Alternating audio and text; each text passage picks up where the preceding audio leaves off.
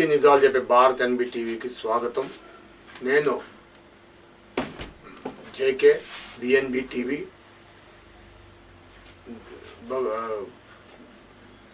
దయచేసి మిత్రులారా, మీరు ఎక్కడ స్కిప్ చేయకుండా చివరిదాకా చూస్తే ఈరోజు వార్తలు ఏంటని మీకు తెలుస్తుంది.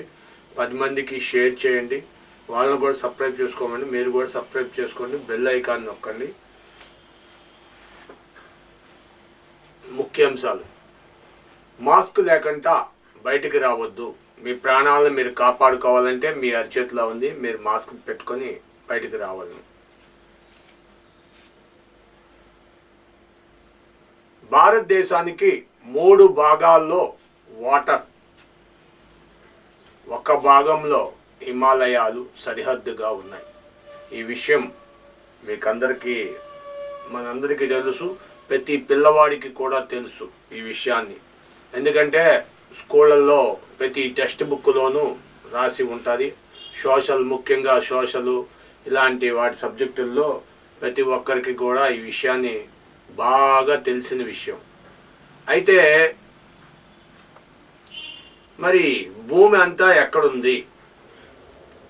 ఇన్ని లక్షల ఎకరాలు భూమి ఎవరి ఆధ్వర్యంలో ఉంది? ఒకటి work board, railways main important. రైల్వేస్లో మొత్తం భూమి అంతా రైల్వేస్ చేతిలో ఉంటుంది. వాళ్ళ తర్వాత వర్క్ బోర్డులో ఉంది అని చెప్తారు. మరి ఇండియన్ క్రిస్టియన్స్ ఆర్గనైజేషన్స్లో ఎంత భూమి ఉందనేది బయటికి ఇంతవరకు వెల్లడి కావట్లేదు.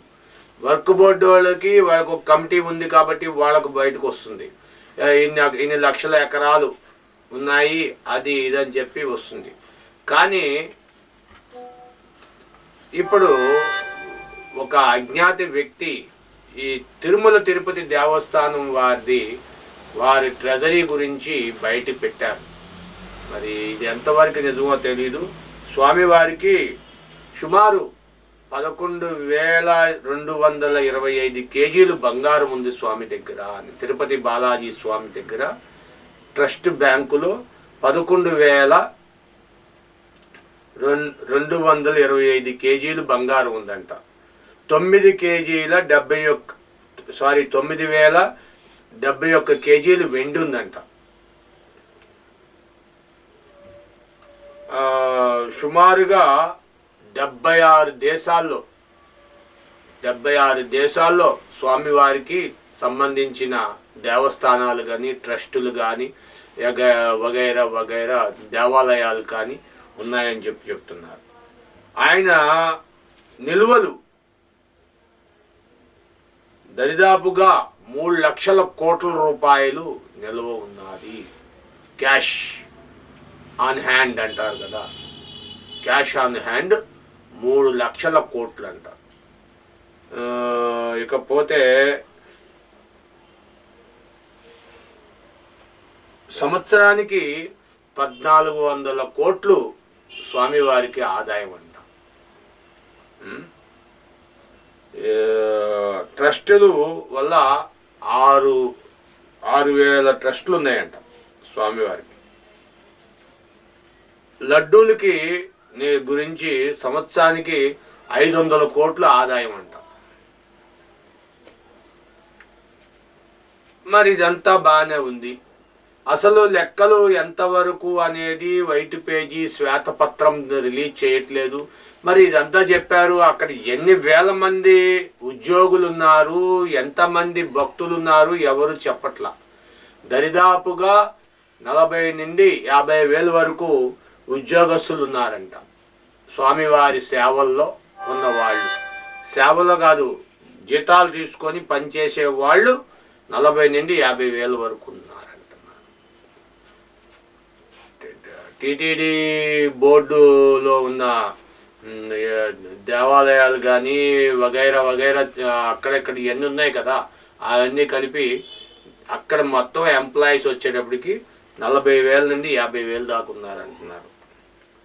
మరి ఇవి కాకుండా అద్దులు, రెంట్స్ దరిదాపుగా ఒక సంవత్సరానికి ఒక ఒక 500 కోట్లు రావచ్చు అంటున్నారు. మరి ఇదంతా స్వామివారి గురించి చెప్పారు. మరి క్రిస్టియన్ ఆర్గనైజేషన్లో మరి ఎన్ని చర్చీలు ఉన్నాయి, ఎన్ని ఎకరాల భూములు ఉన్నాయి, ఏంటి, ఎన్ని కాలేజీలు ఉన్నాయి, ఎన్ని యూనివర్సిటీలు ఉన్నాయి, ఏంటి అనేది బయటకు పెట్టాల. ఈరోజు వరకు వర్క్ బోర్డు వాళ్ళు మాత్రం మా దగ్గర 3 లక్షల వరకు ఎకరాలు భూమి ఉంది మా దగ్గర అని వర్క్ బోర్డు వాళ్ళు పెట్టారు బయట. అంటే అది కూడా టూకీగా తెలిసిందే, పూర్తి విషయం బయటకు రావట్లా. హిందూ దేవస్థానాలను మాత్రం పరిరక్షించడానికి దానికి ఒక committee, endowment department throughout the India, ప్రతి చోట, ప్రతి రాష్ట్రం, 29 రాష్ట్రాలు 29 ఎండోమెంట్ డిపార్ట్మెంట్లు పెట్టుకున్నాయి. మరి ఇక్కడ వచ్చిన ఆదాయాన్ని లెక్కలేస్తారు, కొలతలేస్తారు, చేస్తున్నారు. పరాకమణి అని పిలుస్తారు స్వామివారికి. ఆదాయం అని చెప్పాలో లేకపోతే ఏమన్నా తెలియట్లేదు. నిధులు వేస్తూ ఉంటారు, భక్తులు హుండీలో వేస్తుంటారు, అవి కూడా లెక్క పెడుతూ ఉంటారు. ఆ లెక్క పెట్టే దగ్గర ఒక ఆయన పేరయ్య అనే వ్యక్తి, ఒక బ్యాంకు ఉద్యోగి,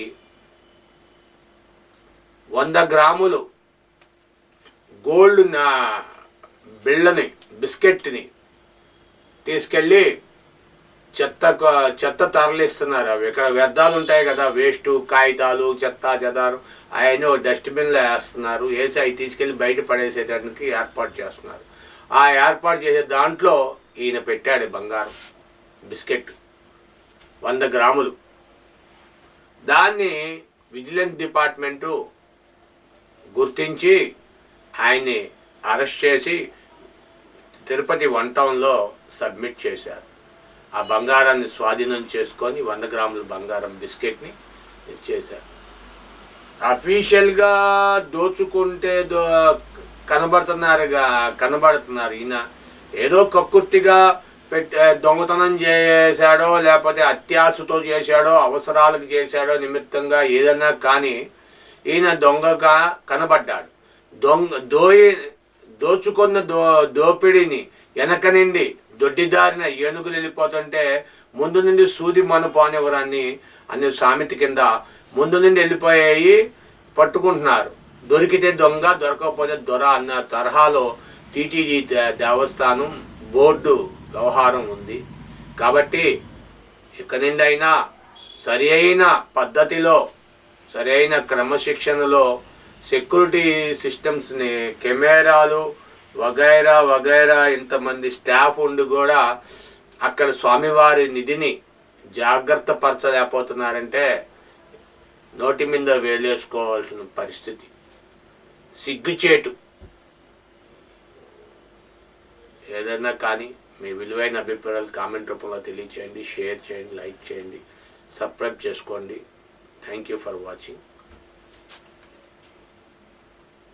సంక్రాంతి వచ్చిందయ్యా, సరదాలు తెచ్చిందయ్యా.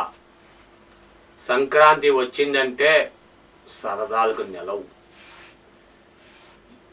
దేశ విదేశాల నుండి ఎవరెవరు ఎక్కడెక్కడున్నారో వాళ్ళందరూ కూడా వాళ్ళ స్వగ్రామాలకి వెళ్ళడం ఆనవాయితీ. కొన్ని వందల సంవత్సరాల నుండి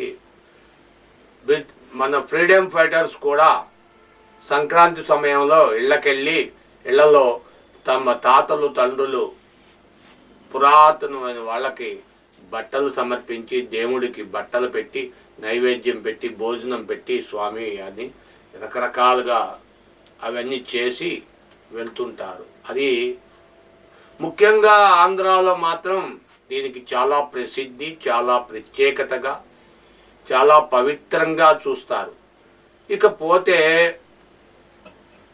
ఒక పక్క శ్రీవారి వైకుంఠ దర్శనాలు, రెండో పక్క అటు గంగలో మన మహాకుంభ మేళాలు జరుగుతున్నాయి. కాబట్టి హిందూ ధర్మ శాస్త్రంలో ఉన్న భక్తులందరూ కూడా అటు ఇటు తిరుగుతూ ఉన్నారు. ఎవరెవరి ఇళ్ళకి బయటికి తిరుగుతున్నారు. అయితే ప్రధానంగా విజయవాడ ఇక్కడ మధ్యలో ఉంది. అటు ఉత్తరాంధ్రకి, ఇటు ఆంధ్రాకి, అటు తెలంగాణకి, తమిళనాడుకి, కర్ణాటకకి, కేరళకి ఎక్కడ పోవాలన్నా విజయవాడ పెద్ద ఇక్కడ జంక్షన్. దాంతో ట్రైన్లు ఖాళీ లేవు. ఒక వ్యక్తి కారులో వెళ్ళాలంటే ఇక్కడి నుండి విశాఖపట్నానికి 4,500 4,000 తీసుకుంటారు ఎమర్జెన్సీగా వెళ్ళిన. లేదంటే సొంత కారు అయితే 2,000 2,500తో వెళ్ళిపోవచ్చు. అలాంటిది మీరు ఒక వ్యక్తి బస్సు ఎక్కి ప్రయాణం చేయాలంటే 4,000 నుండి 7,000 టికెట్. ప్రైవేట్ ట్రావెల్స్ అడ్డంగా దోచుకుంటున్నారు. గంటల తరబడి రోడ్ల మీద కాపలా కాస్తున్నారు. బస్సులు దొరక్క, రైళ్లు దొరక్క, రోడ్ల మీద లారీల్లో ఎక్కించుకుంటే వాళ్ళు లారీల్లో ఎక్కించుకొని వెళ్తుంటే, కారుల్లో వెళ్ళేవాళ్ళు కారుల్లో వెళ్తుంటే, మరి ఇంత జనము, ఇసుకేస్తే రాలని జనం ఎక్కడి నుండి వస్తున్నారో. మరి ఇంతమంది పరాయ ప్రాంతాల్లో, పరాయ దేశాలు అనకూడదు, పరాయ ప్రాంతాల్లో స్వగ్రామాలు వదిలేసి వాళ్ళ గ్రామాల్లో తినటానికి తిండి లేక, చేస్తానికి ఉద్యోగం లేక, నౌకరీ లేక, జీవనాధారం కోసం వాళ్ళు పొట్ట చేత పట్టుకొని తిరిగి తిరిగి తిరిగి తిరిగి ఇంటికి వస్తున్నారు. కానీ వీళ్ళు ఇంటికెళ్ళి వరకు కూడా వీళ్ళ ప్రాణాలు వీళ్ళ చేతిలో లేనట్టే. ఇంటికెళ్తే అమ్మయ్య నా ప్రాణం నాకు వచ్చింది అన్నట్టుగా అక్క, చెల్లి, కూతురు, కొడుకు, తమ్ముడు, తండ్రి, తన తాతలు, నాయనమ్మలు అందరినీ చూసి, స్వగ్రామంలో స్నేహితులను చూసుకొని, ఆయన ఇష్టమైన కుక్కని, పిల్లిని, మేకని, కోడిని అన్నీ చూసుకొని ఆనందపడతాడు. ఆ సమయం మధుర క్షణాల కోసం ఎంతైనా ఖర్చు పెట్టడానికి సిద్ధపడుతుంటే ఈ ప్రైవేటు ట్రావెలర్స్ కానీ, ప్రైవేటు కార్లు ఓనర్లు కానీ దీన్ని ఎన్కాష్ చేసుకుంటున్నారు. మరి ట్రాన్స్పోర్ట్ డిపార్ట్మెంటు కానీ, పోలీస్ డిపార్ట్మెంట్ కానీ తగు చర్యలు తీసుకొని ఈ కష్టాన్ని వీళ్ళకి తొలగిస్తే చాలా బాగుంటుందని చెప్తున్నారు. Thank you for watching our channel. Sankranti శుభాకాంక్షలు మీ అందరికీ. సబ్స్క్రైబ్ చేసుకోండి, లైక్ చేయండి. విజయవాడ, విశాఖపట్నం, రాజమండ్రి, భీమవరం అలా ఒక ఊరని కాదు, చుట్టుపక్కల పల్లెటూరు ప్రాంతంలాగా కనిపించే ప్రతి ఒక్క ఏరియా కూడా ఈవేళ నిండి లక్షలు ఖర్చు పెట్టి కోడి పందాలు, బర్రెలు ఏర్పాటు చేస్తున్నారు. ఒక పక్క కోర్టు కోడి పందాలు వేయకూడదు, కోడి పందాలు వేస్తే చట్టరీత్యా కేసు, నేరం అని చెప్తుంటే, మా తాతల తండ్రుల నుండి కోడి పందాలు వేయడం అనేది ఒక ఆనవాయితీ పద్ధతి. తమిళనాడు ఎలాగ జల్లికట్టు ఎలాగైతే పద్ధతో అదే టైపులో మాకు ఆంధ్రాకి కోడి పందాలు అనేది మా ఆనవాయితీ, మా పద్ధతి. కాబట్టి మేము చేస్తాం అనుకుంటూ ఎవరు వాళ్ళు ఎమ్మెల్యేలు, ఏ పార్టీకి పార్టీ ఎమ్మెల్యేలు అండతో చూసుకొని పోలీసుల్ని కంట్రోల్లో చేసుకుంటూ వాళ్ళు ఇష్టారాజ్యంగా కోట్ల రూపాయలు టర్నోవర్ అవుతున్నాయి. కాబట్టి మిత్రులారా, ఒక్క విషయం మీరు గమనించాలి.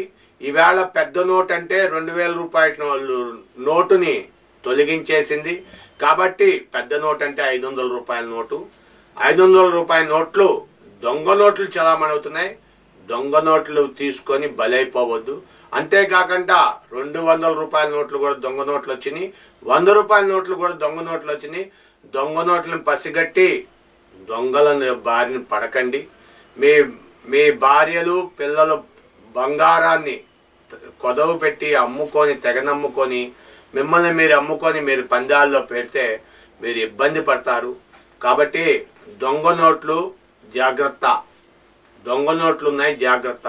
పందాలు కాసేవాళ్ళు, పందాలు సొమ్ము తీసుకునేవారు దొంగ నోట్లు తీసుకోకుండా చెక్ చేసుకొని మరీ తీసుకోండి. మీ విలువైన అభిప్రాయాలు కామెంట్ రూపంలో తెలియజేయండి, షేర్ చేయండి, లైక్ చేయండి, 10 మందికి సబ్స్క్రైబ్ చేసుకోమని చెప్పండి. మీరు కూడా సబ్స్క్రైబ్ చేసుకోండి. Thank you for watching our channel. Thank you.